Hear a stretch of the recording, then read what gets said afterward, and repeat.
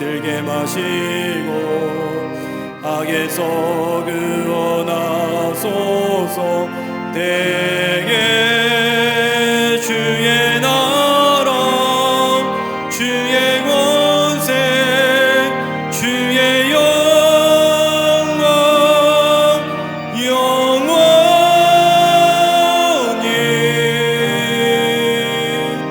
아멘.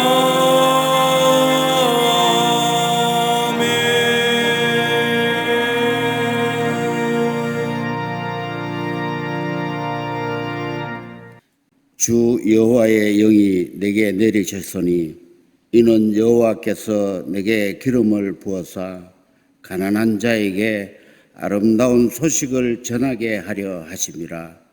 나를 보내사 마음이 상한 자를 고치며 포로된 자에게 자유를, 갇힌 자에게 노임을 선포하며 여호와의 은혜의 해와 우리 하나님의 보복의 날을 선포하여 모든 슬픈 자를 위로하되 무릇 시온에서 슬퍼하는 자에게 화관을 주어 그 죄를 대신하며 기쁨의 기름으로 그 슬픔을 대신하며 찬송의 옷으로 그 근심을 대신하시고 그들이 의의 나무 곧 여호와께서 심으신 그 영광을 나타낼 자라 일컬음을 받게 하려 하심이라.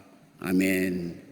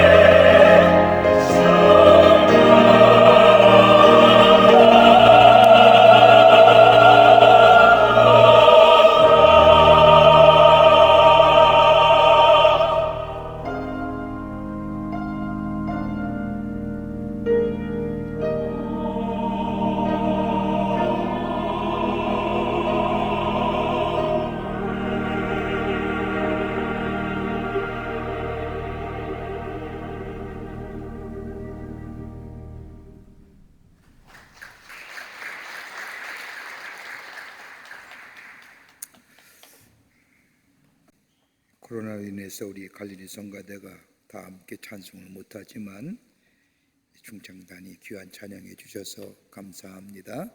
은혜 받았습니다. 고맙습니다.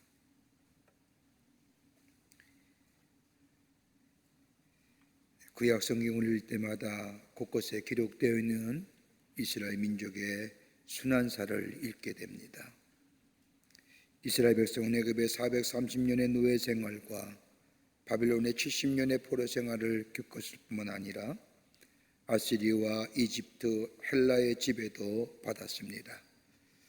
그런가 하면 예수님 당시에는 로마 제국의 식민지 하에 있었습니다. 모든 것을 다 빼앗긴 시기였습니다. 저들 자신이 힘으로나 아무런 변화를 일으킬 수도 없었고 어떤 변화가 일어날 것이라고 하는 기대도 가질 수 없는 상황에 억눌리고 짓눌려 있었습니다. 이런 가운데서도 저들이 가졌던 희망은 다름이 아니라 언젠가는 이 나라가 회복되었지, 우리의 삶이 회복될 것이야 라는 희망을 잃지 않았습니다. 억압과 서름 속에서 나라의 회복은 저들의 소망이었습니다. 나라의 회복이란 곧 자유와 번영을 말합니다. 그런데 이 나라의 회복에는 개념이 저마다 다르게 해석됩니다. 어떤 사람은 민족적이고 정치적인 자유와 해방을 말하기도 하고, 어떤 사람은 우주적이고 종말론적인 세계의 변화를 말하기도 합니다. 그런가 하면 어떤 사람은 세속적인 나라를 생각하기도 하고 신령한 나라를 말하기도 하며 종말론적인 나라의 회복을 이야기하기도 합니다. 그런데 이스라엘 백성이 가졌던 이 나라의 회복이라는 것은 이런 것들이 구별되지 않는 상태에서 나라의 회복을 간절히 기도했습니다. 그 나라의 회복을 위하여 나라의 회복을 가져올 사람은 다름이 아니라 하나님 우리에게 약속하신 그 메시아가 올 때에 이 나라는 진정으로 회복될 수 있다고 생각하며 메시아의 오심을 기다렸습니다. 신학적 용어를 좀 빌리자고 한다면 메시아를 가리켜 두 종류로 이야기할 수 있습니다. 하나는 Christ. Christ라고 하는 것은 자유와 평화를 구가하는 메시아의 세대, 보자 잘 사는 세대, 보다 안정된 세대, 모두가 평화롭게 사는 세대를 이루기 위하여 간접적으로나 직접적으로 공헌한 사람을 가리켜서 Christ, 메시아입니다. 이 메시아는 과학자도 될 수 있고 우리의 감성을 풍요롭게 하는 예술가도 될 수 있으며 농부도 정치가도 더 나아가 인류를 위하여 공헌하여 평화와 자유를 만드는 모든 사람에게 적용될 수 있는 것이 크라이스트입니다. 그러나 성경이 말하는 메시아는 이런 종류의 메시아가 아닙니다. 정관사 덜을 붙여서 더 크라이스트, 오직 한 분이신 하나님의 유일한 계실자로 오실 그 메시아, 그 메시아가 오심을 우리에게 말씀하고 계십니다. 메시아가 이 땅에 오시면 하나님 나라가 임하고 하나님 나라의 사상이 온 땅에 선포되어지는 그 메시아. 그러기 이스라엘 백성들이 메시아만 오시게 되면 만사가 잘 될 것이라고 생각합니다. 원수가 물러가게 될 것이며 평화가 오게 될 것이며 자유가 오며 번영의 시대가 올 것이라고 생각합니다. 흥망의 성세의 역사의 굴레에 따라 다시 망해가는 나라가 아니라 다시 타락해가는 나라가 아닌, 다른 나라에 점령당하는 나라가 아닌 완전히 회복된 영원한 나라, 하나님의 나라가 임할 것이라고 생각했습니다. 이런 메시아 사상을 갖춘 이스라엘 백성에게 하나님은 약속하신 대로 메시아를 보내주십니다. 그분이 바로 예수님이십니다.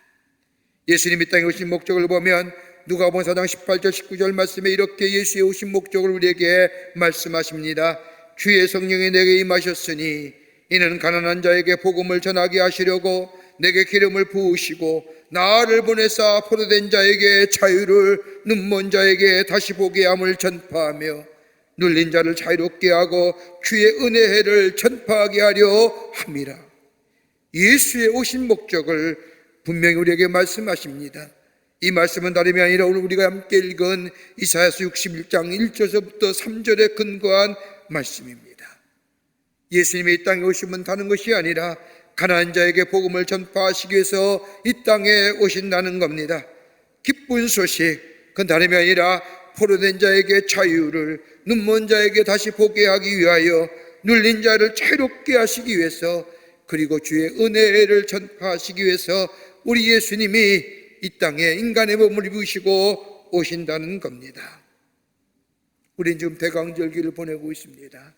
우리 가운데 오실 예수님, 하나님의 약속의 성취자로, 구원자로 이 땅에 오시는 예수님, 그 예수님이 우리 가운데 오시는데, 그 오시는 예수님은 어떤 모습의 예수님이 오시는지, 오늘 그 예수님을 기다리는 우리들, 그 예수님 모시고 우리의 삶 속에 주의 은혜가 넘쳐나는 하나님의 백성의 삶으로 살아가기를 간절히 소망하면서 오늘 본문의 말씀을 통해서 몇 가지로 함께 말씀을 나누며 은혜 받기를 원합니다.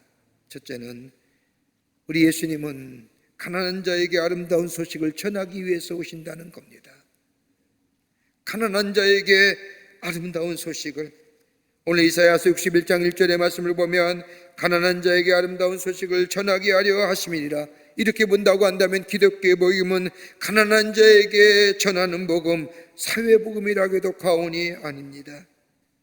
성경 말씀을 가만히 읽다 보면 가난하다는 말이 무려 200회나 나옵니다. 대표적인 말씀이 마태복음 5장 3절의 말씀을 보면 마음이 가난한 자는 복이 있나니 라고 하는 말씀과, 누가복음 6장 20절 말씀을 보면 가난한 자는 복이 있나니 하나님의 나라가 저희의 것이라고 말씀합니다. 그런데 원문의 말씀을 보면 마태복음에서 말하는 가난함과 저 누가복음에서 말하는 가난함은 본질적으로 다른 의미로 쓰여지는 말씀입니다. 누가복음에서 말하는 가난한 자는 그냥 가난한 자라는 말로, 헬라어로 말하면 푸토커스라고 말하는데 궁핍한 사람, 다른 사람으로부터 도움을 받아야만이 살 수 있는 사람, 외적으로 가난하고 청빈한 삶을 가리키는 사람일 것입니다.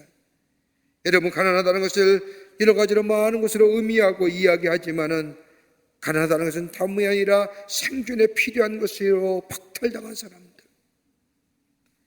물질적인 것이 없어서, 먹을 것이 없어서 굶주린 사람들. 여러분, 우리나라도 노숙자들이 참 많습니다. 많은 기독교의 연관단체에서 저 노숙자들에게 먹을 것을 제공하고 따뜻한 옷을 제공하는 것을 봅니다. 미국도 마찬가지입니다. 선진국이란 나라도 가보면 얼마나 홈리스라고 해서 노숙자가 많은지요. 그들은 주로 길가리에서 텐트를 치고 거기서 먹고 자고 합니다. 한 번은 그들을 보면서 같이 있던 미국 목사에게 물었습니다. 왜 저렇게 노숙자들이 많냐? 너희들은 사회보장제도도 잘 되어 있는데. 그랬더니 그 목사님의 대답이 딱 한마디입니다. 결론적으로 게으르기 때문이라는 거예요.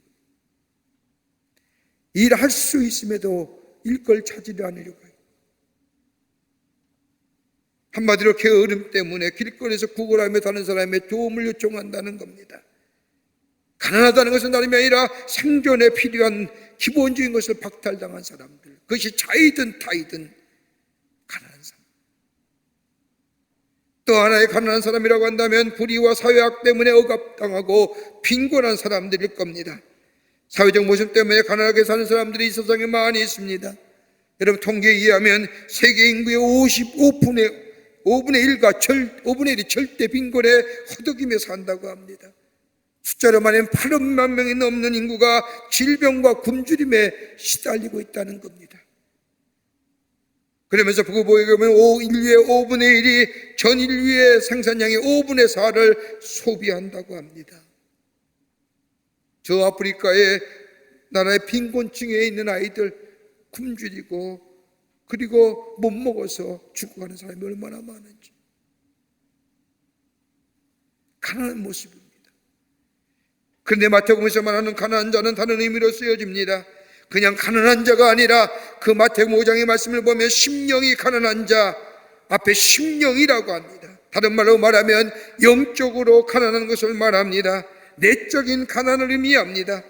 죄를 깨닫고 절망한 상태, 영혼의 가난한 상태, 죄로 인하여 절망하며 구원을 갈망하는 상태. 그러기에 예수님은 심령이 가난한 자는 복이 있다고 하는 말씀이 바로 이런 의미입니다. 죄를 깨닫고 절망한 상태에서 영혼이 가난한 상태, 그러기에 이 가난함을 벗어나기 위해서 구원을 갈망하며 하나님을 갈망하는 이 사람들, 그러기 그것이 심령이 가난한 자라는. 여러분, 시편 44편 23절과 24절의 말씀을 보면 다윗의 간절한 갈망의 기도가 기록되어 있습니다.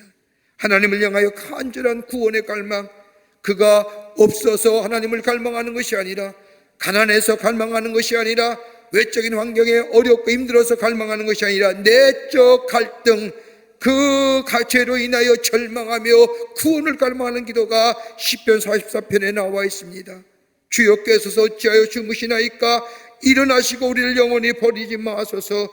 어찌하여 주의 얼굴을 가리시고 은혜의 고난과 압제를 잊으시나이까?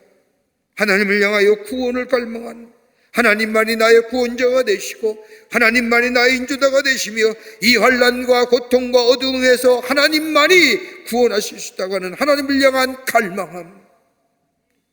여러분, 이런 심령 위에 하나님의 나라가 임합니다. 하나님을 만나게 됩니다. 하나님의 구원의 손길을 경험하게 됩니다. 여러분, 심령이 가난하다는 것이 뭘까요? 다름이 아니라 하나님 앞에 철저히 낮아지는 것을 말합니다. 하나님 앞에서 가져야 할 삶과 마음의 태도입니다. 창조 되시는 하나님 앞에 철저하게 낮아지는 모습, 나를 포기하고 나를 부정하는 것, 여기에 하나님의 은혜가 임하게 되며 저의 삶이 새롭게 새롭게 소생되며 새롭게 태어나는 새로운 역사를 경험할 수가 있는 겁니다. 또 하나 또한 내 심령이 가난하다는 것은 하나님과의 깊은 영적인 교제가 있는 삶을 얘기합니다. 주님과 매일매일 교제하며 사는 사람, 자신의 궁핍함과 죄의 절망 속에서, 영혼의 가난함 속에서 하나님과 교제하며 주의 위로와 주의 도우심과 주의 인도하심과 구원의 역사를 경험하며 사는 사람, 이게 가난한 자요. 이런 인생이 오늘 이사야 선지자가 예언하는 것처럼 그 인생이 아름다운 인생으로 변할 뿐만 아니라 그의 삶이 달라질 뿐만 아니라 새로워지는 그 놀라운 역사를 경험하게 된다는 겁니다. 이것이 바로 주님 우리에게 임하는 모습입니다.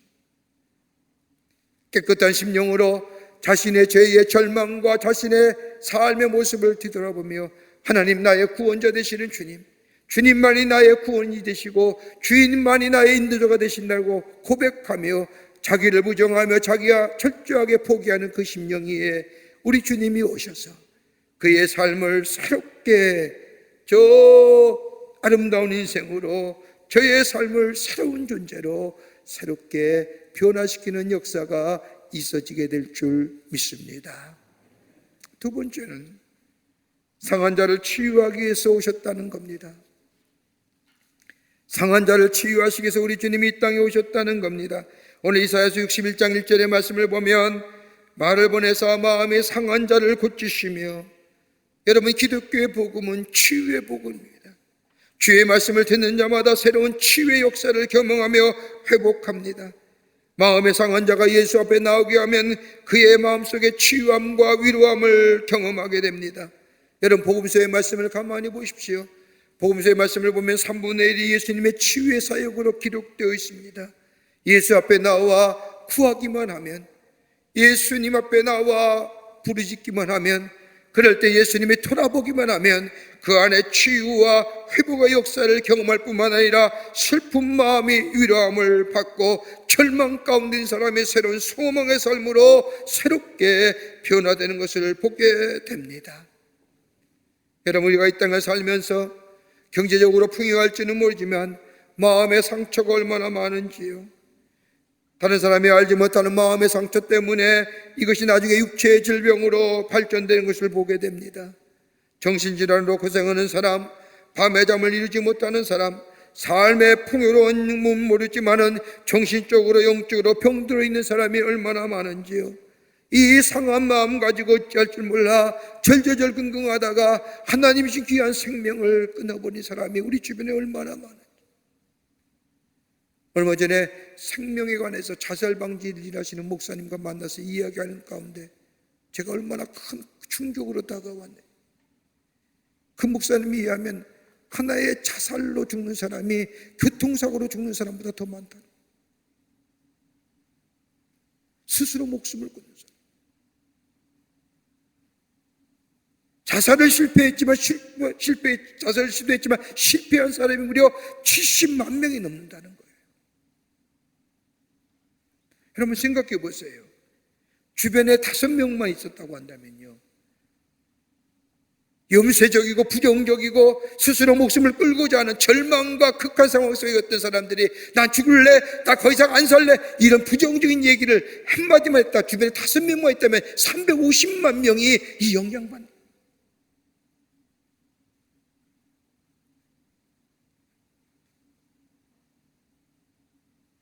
해결 방책이 어떤 것일까요? 여러분, 이런 들어진 사회적 병이 얼마나 많습니까? 여러분, 정신이 건강해야 이 문제가 해결됩니까? 여러분, 그러면 정신의 건강이 어디서 오는 거예요? 여러분, 정신의 건강은 다름이 아니라 우리의 영적인 강건함이 있어야 됩니다. 영이 강건하고 영이 건강해져야 됩니다. 영이 살아야만이 정신이 건강해지고 육체가 온전해집니다. 얼마 전에 한 기독교 TV에서 대담자 프로그램에 어떤 분이 그런 얘기합니다. 사회의 어려움과 이 악순환 반인륜적인 사건들, 정말로 인간이기에 포기한 사건들, 그 사건을 보면서 그분이 얘기하기를 딱 한마디 합니다. 여러분, 아무리 부모님들이 바쁘다 할지라도 일주일에 한 번이라도 아이들 데리고 하나님 앞에 예배 드려 보십시오. 그 말 듣는 순간 일리가 있다는 거예요. 일리가 있어요. 아무리 바쁘지만은 자녀를 데리고 함께 하나님 앞에 엎드려 예배하며 기도하는 시간, 여러분, 이 영적인 경건함이 우리의 영적인 강건함을 만들고, 영적인 강건함이 정신적인 강건함을 만들 뿐만 아니라 우치의 육체의 강함을 만들어요. 영적인 강건함은 다름이 아니라 하나님과 깊은 인격적인 관계가 있어 하나님이 우리의 주인 되시고 구원자 되시고 인조 되심을 매일매일 고백하며 주의 인도와 주의 동행하심을 구하며 주의 기름 부음이 내 삶에 넘쳐나는 삶이다. 하나님과의 수적이고 인격적인 관계가 이루어질 때에 영적인 강건함을 이룰 수 있는 겁니다. 그럴 때에 기도가 열려지는 거고요, 하나님 앞에 내 어렵고 힘든 일마다 주 앞에 나와 아뢰일 수 있는 존재가 되는 거예요. 여러분, 에레미야 33장 3절의 말씀을 보면 너는 내게 부르짖으라 내가 응답하겠다고 하는 말씀처럼 하나님 앞에 기도하면 응답의 역사가 있고, 응답하시는 것이 아니라 내가 알지 못하고 크고 비밀한 일을 내게 보이라는 것처럼 우리에게 풍성한 역사가, 주시는 놀라운 응답의 역사가 있음을 믿고 주님 앞에 기도할 수 있는 것 뭐예요? 우리 안에 이 하나님과의 깊은 영적인 교제와 수적인 관계가 이루어질 때만이 가능해지는 역사. 그러기에 경건에 우리는 범사 유익하다는 겁니다. 그뿐 아니라 마태복음 11장 28절의 말씀처럼 수고하고 무거운 짐자들아 다 내게로 오라 내가 너희를 쉬게 하라고 말씀처럼, 내 삶에 아픔이 있을 때에, 내 삶에 질병이 있을 때에, 내 삶에 실패가 있을 때에, 내 삶에 좌절함이 있을 때에, 내가 무거운 짐을 지고 견디다 못해 쓰러질 때에 그냥 쓰러지는 존재가 아니라 하나님과의 수직적인 교제가 있고 관계가 있고 인격적인 만남이 있을 때에 이 어려운 짐을 가지고 내 홀로 나 혼자 해결하는 것이 아니라 주님 앞에 나와 주님과 함께 아뢰며 주님의 도우심과 함께 하심을 경험하는 삶.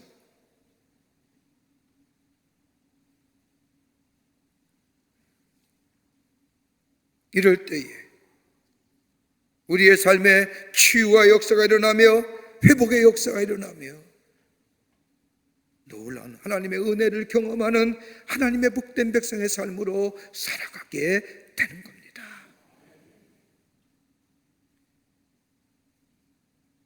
만년수로 덮인 이멜리 안속 깊은 동굴 속에 하나님 앞에 기도하며 한평생 수도하는 수도사가 있었습니다. 많은 사람들의 존경을 받는 유명한 수도사인데 하루는 눈을 감고 명상하며 기도하다가 눈을 떠보니 어떤 한 수도사가 자기 앞에 엎드려 있는 겁니다.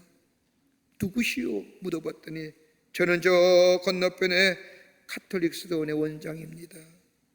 아니 어떻게 여기 왔습니까? 하느니 물으니 이 수도원의 원장이 대답하기를 제게 큰 문제가 있어서 왔습니다. 그러면서 설명하기를, 아시다시피 제가 원장으로 있는 수도원은 많은 젊은 사람들이 모여 하나님을 찬양하고 기도하고 경건의 훈련을 받는 훌륭한 수도사인데 어찌된지 지금은 수도원이 텅텅텅 비어 있습니다. 찾아오는 사람도 없고 찬양의 소리도 그쳤습니다. 그저 책임자 몇 분만이 모여서 함께 기도하고 찬양할 따름입니다. 어떻게 하면 이 수도원을 다시 옛 모습으로 되찾을 수 있을까요? 묻습니다. 히말라야 수도사가 가만히 잠잠고 있다가 말하기를, 그건 죄 때문이요. 아니 무슨 죄 때문이요? 화들짝 놀라며 우리 수도원이 누굴 미워한다는 거예요? 살인을 하겠습니까? 아니면 강도질 하겠습니까? 도대체 수도원에 무슨 죄가 있다는 겁니까? 라고 항변하듯이 묻자 이 휘말려 수도사가 말하기를, 죄가 있지요. 무지의 죄입니다. 우리가 무엇을 모른단 말입니까? 휘말려 수도사가 얘기하기를, 당신들 가운데 사람의 모습으로 계시는 하나님을 모르는 거예요. 당신들이 그들을 몰라뵈는 겁니다. 당신들 가운데 사람의 모습으로 계신 하나님이 계시는데 당신들이 보지 못하는 겁니다. 무지의 죄입니다. 이 말을 들은 수도사는 수도원 원장은 돌아온 후에 사람들을 모아놓고 얘기합니다.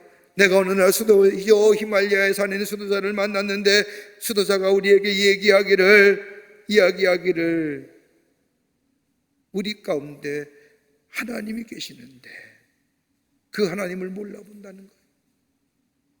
그러기 이 수도원에 사람들이 못 오는 거예요. 이 말을 듣는 사람들이 마음속으로 생각합니다. 도대체 무슨 얘기야?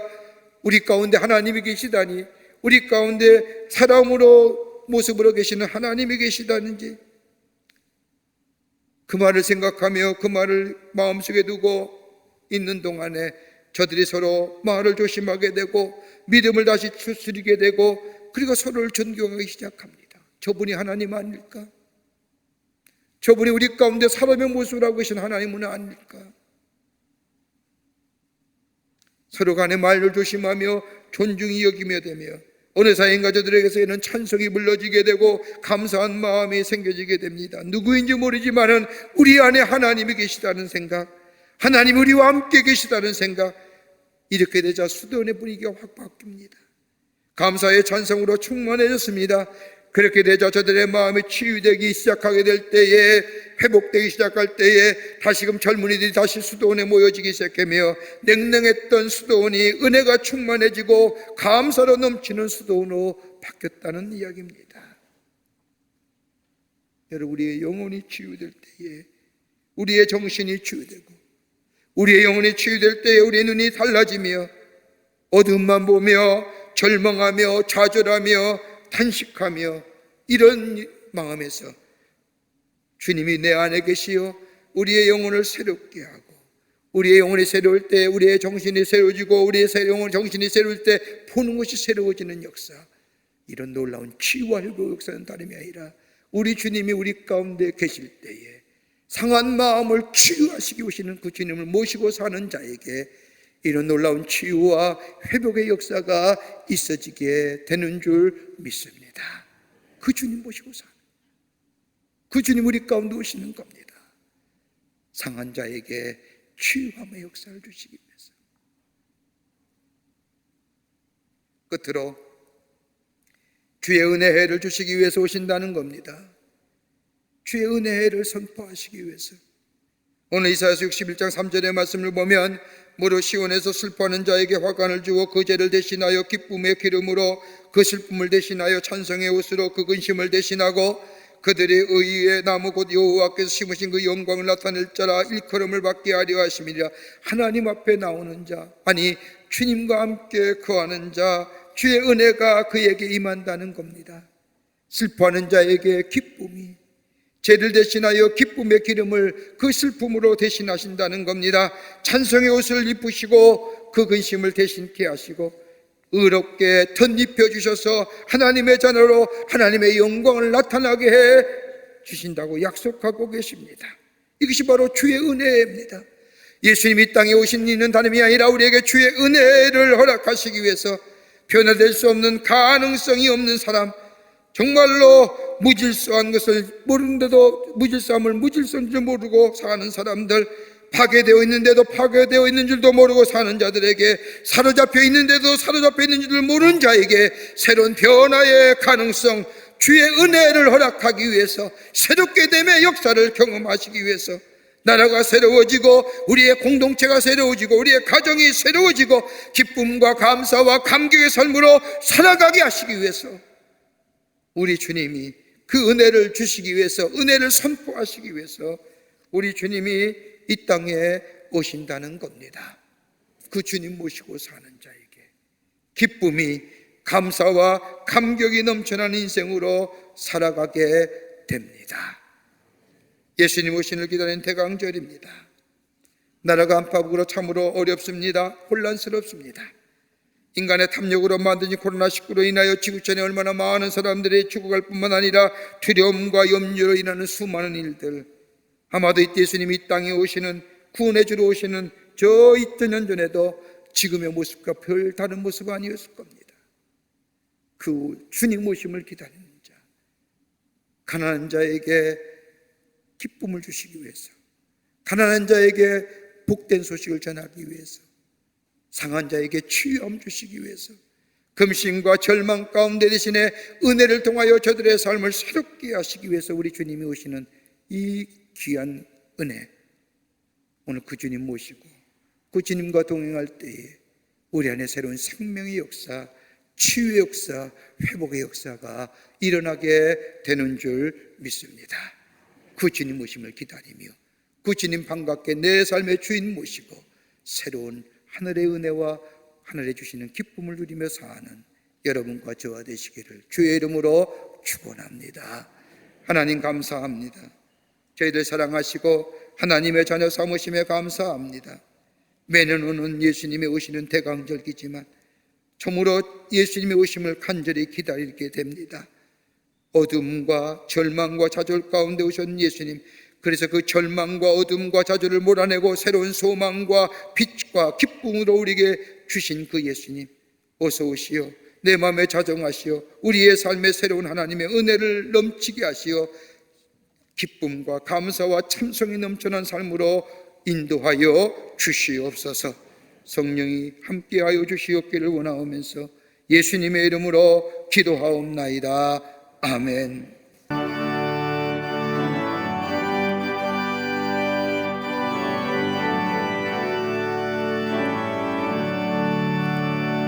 우리가 지금은 나그네 되어도 화려한 천국에 모자 나가리니 이 세상 있을 때 주 예수 위하여 그까지 임서일하세. 주 내게 부탁하시니 천사도 율모하겠네. 화목해 야라신 그 주의 말씀을 온 세상 널리 전하세. 주 예수 말씀이 온 세상 만민을 흉악한 죄에서 떠나라 하시니 이 말씀 듣고서 새 생명 얻으라. 이 기쁜 소식 전하세. 주 내게 부탁하시니 천사도 율모하겠네. 화목해 야라신 그 주의 말씀을 온 세상 널리 전하세.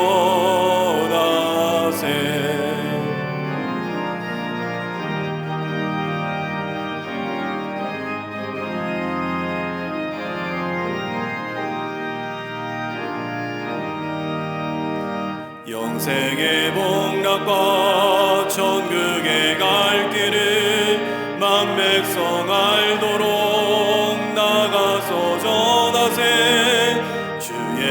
말씀이 이 복음 전하라 우리에게 부탁하셨네. 주 내게 부탁하시니 천사도 모아겠네.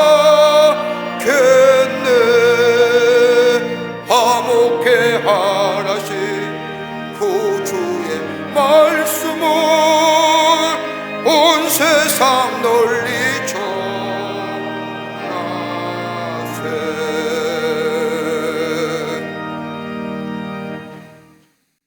우리를 구원하시기 위해서 인간의 몸을 입으시고 이 땅에 오셔서 우리의 죄를 대신하여 십자가에 달려 돌아가심으로 우리를 회복해 하신 우리 구주 예수 그리스도의 크신 은혜와 하나밖에 없는 당신의 아들을 이 땅에 보내주셔서 죄를 믿는 자마다 영원한 생명을 허락해 주신 우리 구주 예수, 우리 하나님의 놀라우신 사랑하심과 우리 안에 내재하시며 동행하시며 교통하시는 성령님의 놀라운 능력의 역사가 예수님을 기다린 대강절에 주의 전에 올라와 하나님 앞에 예배드리며 주여 오시옵소서 내 마음에 자정하시어 나를 회복하게 하여 주시옵소서라고 구하며 그 은혜 안에 살기로 새롭게 다짐하며 성전의 문을 나서는 우리 모든 사랑하는 광림의 권속들과 영상을 통하여 이 예배에 참여한 한국교회 거룩한 백성들 위해 주께서 지금으로부터 영원토록 함께 하시기를 간절히 축원하옵나이다. 아멘. 주시